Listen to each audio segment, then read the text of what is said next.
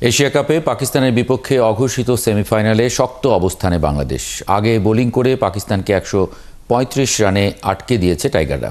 ১৩৬ রানের মাঝারি লক্ষ্যে ব্যাট করছে বাংলাদেশ। এর আগে লিটন দাসকে ছাড়া ব্যাকফুটে থেকে মাঠে নামে দল, কিন্তু খেলা শুরুর পরই বদলে যায় সব হিসাব নিকাশ। ভারতের বিপক্ষে ম্যাচে বিশ্রাম পেয়ে ফ্রেশ তাসকিন হাতে নেন নতুন বল, আঘাত হানেন প্রথম ওভারেই। পাকিস্তানি ডেঞ্জারম্যান সাহিবজাদা ফারহান ফেরেন ৪ রান করে। পরের ওভারেই ড্রেসিং রুমে সাইম আয়ুব সঙ্গী টুর্নামেন্টে চতুর্থ ডাক। পাওয়ার প্লেতে ৩০ রানও তুলতে পারেনি পাকিস্তান, উল্টো বিপদ বেড়েছে আরও। নিয়মিত বিরতিতে উইকেট হারাতে থাকা দলটা ৪৯ রানেই উইকেট হারায় ৫টা।